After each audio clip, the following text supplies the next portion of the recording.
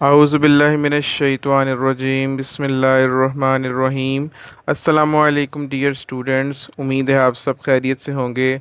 I am sir Daniyal Ahmad और आज हम लेक्चर नंबर 2 स्टार्ट करने जा रहे हैं। क्लास नाइन्थ का चैप्टर नंबर 1 हमने स्टार्ट किया था और आज हमारा टॉपिक है types of matrices. So first हमारी जो टाइप है उसका नाम है रो मैट्रिक्स। अच्छा जी, अब रो मैट्रिक्स नाम से ही जाहिर है ऐसा मैट्रिक्स जिसमें एक रो हो उसको क्या कहते हैं? Row matrix. ऐसा मैट्रिक्स जिसमें क्या हो?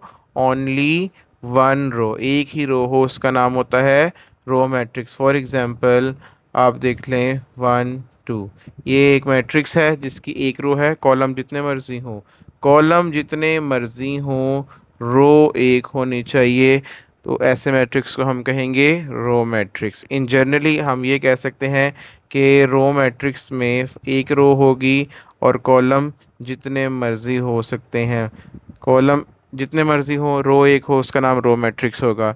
सेकंड टाइप जो हमारे पास है वो है कॉलम मैट्रिक्स। जो कॉलम मैट्रिक्स होता है वो भी नाम से जाहिर है ऐसा मैट्रिक्स जिसमें एक कॉलम हो, उसका नाम होता है कॉलम मैट्रिक्स। फॉर एग्जांपल ये आपके सामने एक मैंने मैट्रिक्स बनाया है, इसमें कॉलम एक है, रो दो हैं। सो रो जितनी मर्जी हो रो कॉलम मैट्रिक्स में, लेकिन कॉलम एक होना ज़रूरी है, तो ऐसे मैट्रिक्स को हम कहेंगे कॉलम मैट्रिक्स। इसमें 3 रोज हैं और 1 इसमें ये स्टूडेंट्स कॉलम है। नेक्स्ट टाइप है जो हमारे मैट्रिक्स की, टाइप नंबर 3, वो आती है रेक्टेंगुलर मैट्रिक्स। अब रेक्टेंगुलर मैट्रिक्स क्या होता है? ऐसा मैट्रिक्स होता है जिसकी नंबर ऑफ रोज और नंबर ऑफ कॉलम्स इक्वल नहीं होते। आई रिपीट, ऐसा मैट्रिक्स जिसके नंबर ऑफ रोज और नंबर ऑफ कॉलम्स कभी भी इक्वल नहीं होते। जैसे कि मैंने मैट्रिक्स अभी ये ऊपर लिखे हैं, इन्हीं के एग्जांपल के तौर पे कोड कर सकता हूँ। इसमें अब आप गौर करें तो एक रो है और 2 कॉलम्स हैं, तो ये रेक्टेंगुलर मैट्रिक्स है। इसी तरह कोई भी एग्जांपल कोड कर लें आप, ऊपर से इसको देख लें, इसमें आपके पास 3 रोज हैं और एक कॉलम है, तो ऐसा मैट्रिक्स जिसमें रो और कॉलम सेम ना हो, रो नंबर ऑफ रो और कॉलम डिफरेंट हो, उसे रेक्टेंगुलर मैट्रिक्स कहते हैं। पार्ट नंबर टाइप नंबर 4 हमारे पास आती है स्क्वायर मैट्रिक्स। तो ये स्क्वायर मैट्रिक्स जो है ये रेक्टेंगुलर मैट्रिक्स का टोटली ऑपोजिट है। सो अगर नंबर ऑफ रोज और नंबर ऑफ कॉलम्स इक्वल हो किसी मैट्रिक्स के, तो ऐसे मैट्रिक्स का नाम क्या होता है? स्क्वायर मैट्रिक्स होता है। एग्जाम्पल 1 2 3 4, इसमें आप देख सकते हैं 2 रोज हैं और 2 कॉलम्स है। सिमिलरली 1 2 3 4 5 6 7 8 9, 3 रोज हैं, 3 ही कॉलम्स हैं, तो ऐसे मैट्रिक्स को हम क्या कहते हैं? स्क्वायर मैट्रिक्स कहते हैं। जो नेक्स्ट हमारी टाइप है वो हमारे पास आती है नल मैट्रिक्स या zero matrix.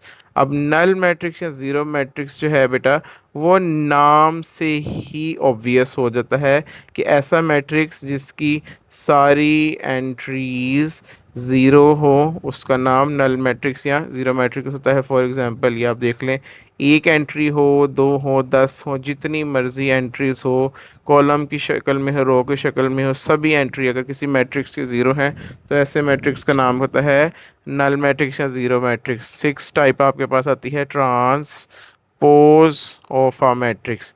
Transpose of a matrix आप कैसे लेते हैं? सिंपल सा वे है कि अगर आपके पास लेट सपोज कोई मैट्रिक्स है ये ए गिवन 1 2 3 4, पहली बात है इसके ट्रांसपोज को हम डिनोट करते हैं ए के ऊपर छोटा सा टी लगाकर। और डिफाइन कैसे करते हैं? आपने क्या करना है, रो को कॉलम में इंटरचेंज कर देना है। फर्स्ट रो में है 1 2, तो जब आप उसे कॉलम में इंटरचेंज करेंगे तो कॉलम में 1 2 आ जाएगा। सेकंड रो में है 3 4, जब आप इसको कॉलम में इंटरचेंज करेंगे तो आपके पास आ जाएगा 3 4। इसी तरह फॉर एग्जांपल आपके पास एक मैट्रिक्स है रो मैट्रिक्स 1 2 3। सो आप इसका ट्रांसपोज अगर लेना चाहते हैं तो रो को आपने जस्ट कॉलम में चेंज कर देना है, तो रो मैट्रिक्स चेंज हो जाएगी कॉलम मैट्रिक्स में। और इसी तरह अगर आपके पास कोई कॉलम मैट्रिक्स है, आप उसको भी चेंज करना चाहिए रो में, तो वो रो मैट्रिक्स बन जाएगा। तो आपने याद रखना है ट्रांसपोज ऑफ अ मैट्रिक्स क्या है, कि आपने रो को कॉलम में चेंज कर देना है या कॉलम को रो में चेंज कर देना है। एक काम करना है, या तो रो को कॉलम में चेंज कर दें या कॉलम को रो में चेंज कर दें। तो इस तरह आप किसी मैट्रिक्स का ट्रांसपोज बहुत इजीली ले सकते हैं। जी डियर स्टूडेंट, नेक्स्ट टाइप है negative of a matrix. Negative of a matrix क्या कैसे ऑब्टेन करेंगे? लेट्स सपोज हमारे पास एक मैट्रिक्स है 1 - 2 4 6। अब नेगेटिव मैट्रिक्स कहता है कि अगर आप किसी मैट्रिक्स का नेगेटिव मैट्रिक्स फाइंड करना चाहते हैं तो सबसे पहले उससे पहले माइनस से लिख दें। और डिफाइन कैसे करेंगे? जितनी भी एंट्रीज हैं उनके साइन को चेंज कर दें, जो प्लस हैं उनको माइनस कर दें, जो माइनस है उनको प्लस कर दें। सो इस तरह से आप किसी भी मैट्रिक्स का नेगेटिव ऑब्टेन कर सकते हैं। एक और एग्जांपल कोड करते हैं। एक मैट्रिक्स है मेरे पास बी, जिसकी एंट्रीज है -2 और 4। अब आप मैं नेगेटिव मैट्रिक्स फाइंड करना चाहते हैं तो नेगेटिव मैट्रिक्स है -b और इसकी एंट्रीज हो जाएंगी +2 and -4। So this is your negative of a matrix. Next type हमारे पास डियर स्टूडेंट आती है सिमेट्रिक मैट्रिक्स। अभी हमने ट्रांसपोज लेना सीखा था। ट्रांसपोज कैसे लेते हैं? रो को कॉलम में चेंज करके। तो सिमेट्रिक मैट्रिक्स क्या होता है? ऐसा मैट्रिक्स जिसका ट्रांसपोज उसी के इक्वल आ जाए, उसका नाम सिमेट्रिक मैट्रिक्स होता है। फॉर एग्जांपल, इफ़ हमारे पास एक एक मैट्रिक्स है, देन सिमेट्रिक मैट्रिक्स के अकॉर्डिंगली ए का ट्रांसपोज ए के ही इक्वल आना चाहिए, तब वो क्या होगा? सिमेट्रिक मैट्रिक्स होगा। फॉर एग्जांपल मैं आपको एक एग्जांपल कोट करता हूँ। यहाँ पे एक मैट्रिक्स है ए आपके पास, जिसमें एंट्रीज हैं 2 0 0 2। अब आप इसका ट्रांसपोज लें, रो को कॉलम में चेंज करने की कोशिश करें। ये रो है, इसे कॉलम में चेंज करें, ये हो जाएगा 2 0। सेकेंड रो में आपके पास आ रहा है 0 2, इसको भी कॉलम में चेंज करें 0 2। सो आप देख सकते हैं ट्रांसपोज लेने के बाद भी इसमें कोई चेंज नहीं है, ये अपने ही इक्वल आ गया है, एक ही इक्वल आ गया है। सो आप कह सकते हैं ये क्या है? सिमेट्रिक मैट्रिक्स है। टाइप नंबर 9 है स्क्यू सिमेट्रिक मैट्रिक्स। जैसा कि सिमेट्रिक मैट्रिक्स के हवाले से डिस्कस किया था कि ऐसा मैट्रिक्स जिसका ट्रांसपोज अपने ही इक्वल आ जाए उसे सिमेट्रिक कहते हैं। तो स्क्यू सिमेट्रिक मैट्रिक्स क्या होगा? कि ऐसा मैट्रिक्स जिसका ट्रांसपोज उसके नेगेटिव मैट्रिक्स के इक्वल आए उसे क्या कहते हैं? Skew symmetric. इसका मतलब है ट्रांसपोज लेने के बाद ये कभी भी अपने इक्वल नहीं आएगा जब तक इससे माइनस कॉमन न लिए जाए या इसको माइनस से मल्टीप्लाई ना किया जाए। फॉर एग्जांपल, मैं आपके सामने एक एग्जांपल कोड करता हूँ। मेरे पास एक मैट्रिक्स है ए, जिसमें मेरे पास है 0 2 3 -2 0 1 -3 -1 एंड 0। अच्छा जी, अब देखें अकॉर्डिंग टू डेफिनेशन सबसे पहले हमने इसका ट्रांसपोज लेना है, तो ट्रांसपोज हम लेते हैं। ट्रांसपोज कैसे लेंगे?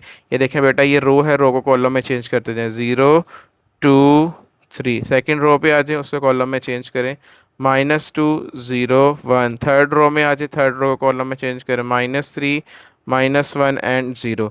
अब आप देख रहे हैं ट्रांसपोज लेने के बाद ये अपने इक्वल नहीं है। अब आप क्या करेंगे? इसमें से आपने माइनस के साइन को कॉमन लेना है। कॉमन लेने का मतलब है कि या तो आप मल्टीप्लाई करवा दें, ये कह सकते हैं। अब ज़ीरो का साइन चेंज नहीं होगा, -2 बन जाएगा +2, 3 बन जाएगा आपके पास, -3 बन जाएगा +3, इसी तरह +2 बन जाएगा -2, 0 0 ही रहेगा, -1 बन जाएगा +1, +3 बन जाएगा आपके पास -3, 1 बन जाएगा भी -1, 0 का साइन चेंज नहीं होगा। अब आप ऑब्जर्व करें कि जब आपने माइनस का साइन कॉमन लिया है तो जो मैट्रिक्स आपको मिला है वापस सेम मिल गया है। तो हम कह सकते हैं कि ये ट्रांसपोज उसके नेगेटिव मैट्रिक्स के इक्वल आ गया है, लिहाजा ए क्या है? एक स्क्यू सिमेट्रिक मैट्रिक्स है। अब फ़र्क क्या है? सिमेट्रिक में ट्रांसपोज लेने के बाद वो अपने इक्वल आ जाएगा। स्क्यू सिमेट्रिक में ट्रांसपोज लेने के बाद सबसे पहले अपने माइनस का साइन कॉमन लेना है और उसके बाद यकीनन जो मैट्रिक्स बनेगा वो वापस आपका मैट्रिक्स बन जाएगा। और इस तरह से आपका ये डेफिनेशन भी कंप्लीट हुई।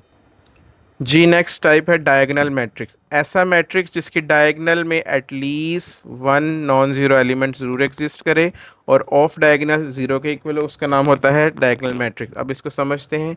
आपके पास ये एक मैट्रिक्स है, फॉर एग्जांपल इसमें है 1 0 0 2। ये जो मैट्रिक्स, ये जो लाइन जिस पर मैं मार्कर रखा हुआ है, इन एलिमेंट्स को कहते हैं डायगोनल एलिमेंट्स। और इन एलिमेंट्स को कहते हैं नॉन डायगोनल या ऑफ डायगोनल एलिमेंट्स। अब ऐसा मैट्रिक्स जिसकी डायगोनल में एटलीस्ट एक ऐसा नंबर ज़रूर हो जो ज़ीरो ना हो, और ऑफ डायगोनल हमेशा ज़ीरो हो, तो ऐसे मैट्रिक्स का नाम क्या होता है? Diagonal matrix.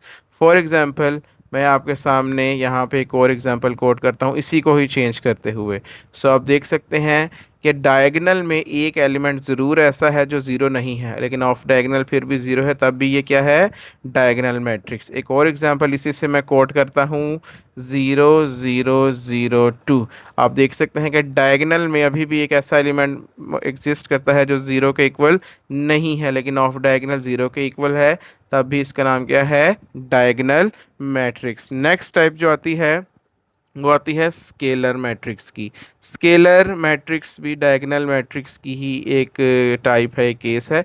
ऐसा ऐसा डायगोनल मैट्रिक्स जिसकी डायगोनल एंट्री सेम हो, उसका नाम क्या होता है? Scalar matrix. अब जब मैंने कहा ऐसा डायगोनल मैट्रिक्स, तो इसका मतलब है कि स्केलर मैट्रिक्स भी एक डायगोनल मैट्रिक्स होता है। तो ऐसा डायगोनल मैट्रिक्स कहने का मतलब है कि इसकी ऑफ डायगोनल तो ज़ीरो है, लेकिन जो डायगोनल में एलिमेंट्स होंगे वो सेम एलिमेंट्स होंगे। ऐसे मैट्रिक्स का नाम क्या होगा? स्केलर मैट्रिक्स होगा। ये भी एक डायगोनल मैट्रिक्स की ही काइंड है। इन जनरली अगर हम कोई भी यहाँ पे वेरिएबल यूज़ कर लें, सो आपको पता लग गया है कि ये भी डायगोनल मैट्रिक्स की ही एक टाइप है, बट जो डायगोनल एंट्रीज हैं वो सेम होनी चाहिए, तब इसका नाम क्या होगा?